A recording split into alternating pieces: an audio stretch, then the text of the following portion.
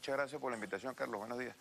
En primer lugar, pienso que hay que aclarar que la política cambiaria es clave para el desarrollo de un país. Sin duda. Es una política que determina la conexión del país con el resto del mundo, la capacidad y el costo de importar, las posibilidades de exportar, la asignación de los recursos, incluso remuneraciones de los factores económicos. Allí incide la tasa de cambio y de allí la importancia de la política cambiaria. El hecho de que el gobierno haya establecido este esquema obedece no exclusivamente, esto hay que aclararlo porque hay mucha especulación al respecto, obedece a un conjunto de factores que no son exclusivamente económicos.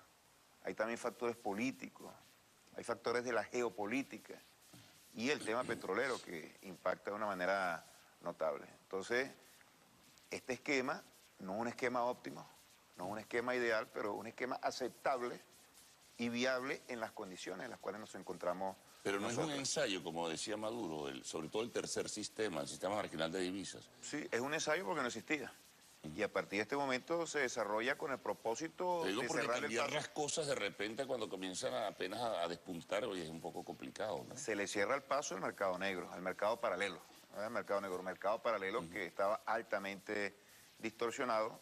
No va a ser fácil tampoco, porque el parámetro de referencia de 174 con el que se inicia mañana ya es algo alto, ¿no? Alto porque siempre se comienza por un punto alto para llevarlo a la baja. Eso dependerá de las expectativas que actores económicos y políticos han tratado de generar presiones muy importantes con fines políticos y también con fines económicos. Tienen posiciones en dólares y quieren aprovecharse de una devaluación que se puede dar o que vaya mucho más allá de la realidad económica y por factores políticos. ¿No? Oferentes del sector público, por ejemplo, PDVSA, que era el principal oferente en el pasado, en el caso, por ejemplo, del SIPME, no tiene la suficiente fortaleza, el músculo financiero en este momento para meterse tan a fondo. ¿Y quiénes de los privados van a participar? Eso también es otra interrogante que está allí. Pero hay que aclarar las expectativas, porque aquí medios privados y actores económicos y políticos muy importantes se han dado la tarea de generar presiones adicionales y generar expectativas evaluacionistas. Se puede o no devaluar, pero que va mucho más allá de la realidad. Y cuando las expectativas están así, bueno, se genera una presión adicional. Están dispuestos a comprar a 170, 180, a 200. Eso no tiene absolutamente ningún basamento real. Bueno, es un elemento, la expectativa. Especulativo. Exactamente, de ahí se genera la especulación. Es un factor que existe en nuestra economía y nosotros lo estamos denunciando. Un factor especulativo que no solamente busca mayores ganancias, sino que busca un propósito político, la desestabilización. Bueno, y del lado de la oferta, además de lo que se está demandando, lo que tú mencionas, grandes factores que puedan aportar divisas para que ese mercado se estabilice y tienda a la baja. Yo pienso que podría estar alrededor de $100 fácilmente. Ese es un mercado que sirve de desahogo y no es la referencia, y ese es otro elemento. Vamos a tener ese mercado paralelo allí y los actores económicos se van a querer referenciar y se van a querer fijar sus precios en función de esos precios. Pero eso va a depender también de los dólar. otros dos factores, Jesús, porque si, por ejemplo, el 630 que lo va a manejar directamente el gobierno, pero está la tasa SICAT, ahora única tasa, que arranca en 12, va a ser un sistema de subastas, es decir, se va a mover.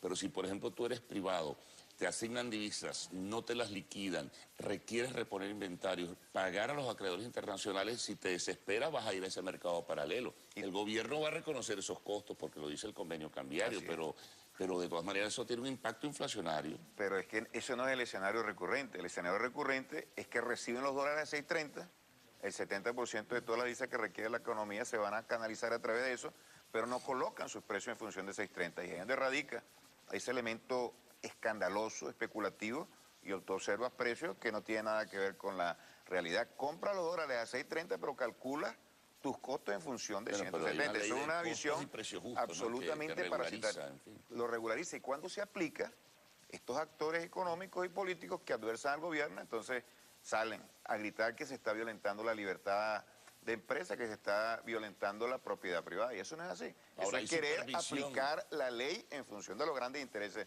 pero del hay país. una supervisión estricta. Por ejemplo, 630 va a quedar para alimentos y medicina, pero eso lo va a manejar el gobierno a su discrecionalidad, me imagino. Y se lo va a colocar también a los sectores privados, porque el sector estatal no es el único que importa va en este país. supervisar el Estado, digo. Siempre es la labor que tienen un control de cambio, y eso ha fallado en el pasado.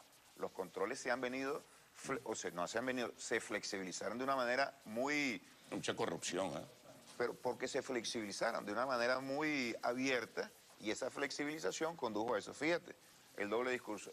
Los actores privados plantean la necesidad de que se libere el control, el tema cambiario, que no haya control de cambio. Ahora, cuando hubo esa práctica con el CIRME, creo que eso lo comentamos la vez anterior que estuvimos acá, bueno, ese mismo sector privado que pedía liberarse del control, le puso la mano a decenas de miles de millones de dólares y bueno, y ahí se evidenció que es realmente lo que ellos quieren. Las empresas de Cuando maletín. se libera, a empresas de maletín y empresas que también estaban funcionando, porque yo estuve en esa investigación y a través de Cadivi, cientos de empresas, grandes, pequeñas y medianas, con diferentes rótulos y con diferentes... Cadivi y el CIRME lo manejaba Banco Central de Venezuela. El CIRME lo manejaba el Banco Central de Venezuela, pero quien asignaba las divisas era la banca privada y la banca pública, y quienes tenían que hacer buen uso de esos recursos, porque eso establece el control de cambio y toda la normativa cambiaria, era la empresa privada. Es decir, que esa empresa no tiene absolutamente ninguna ética, porque tú le das las condiciones que ellos están exigiendo para poder desarrollar y desempeñarse de una manera óptima y no lo hace. Entonces, pero se garantiza que eso no va a ocurrir ahora. ¿Ah? Se garantiza que eso no va a ocurrir, Para que eso no se no va a ocurra, repetir. para que eso no ocurra, tienen que existir controles rigurosos.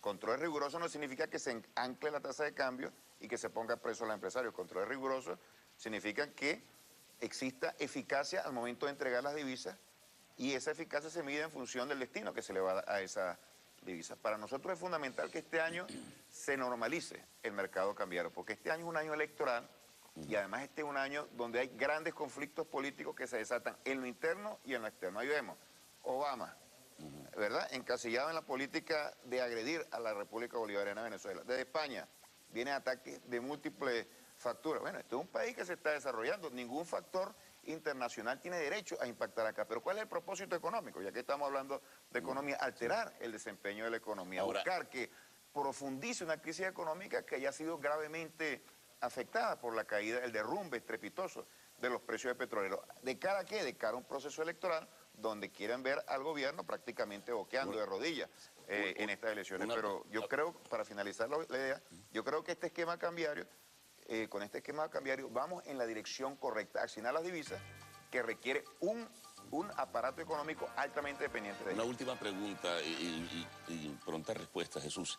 ¿Hay el suficiente número de divisas para afrontar sobre todo los dos primeros sistemas, el 630 y el SICAD? Bueno, eso es lo Para que... asignar no solo, porque asignar es un papel, liquidar divisas. Una de las cosas novedosas que está haciendo el gobierno, novedosa porque ahora sí la está aplicando con mayor rigurosidad, con mayor sistema, es el tema de la asignación de las divisas de manera planificada. Tenemos un monto de divisas presupuestadas, tenemos un conjunto de requerimientos, no se va a dar divisas para helados y pececitos de colores, como siempre se ha dicho, se va a dar divisas para los sectores económicos que necesiten en función de la producción. Necesitamos que el aparato productivo se recupere, que es un aparato productivo altamente dependiente de la divisa y no de ahora. Tenemos décadas arrastrando ese lastre. Bueno, gracias, Jesús, por toda la información.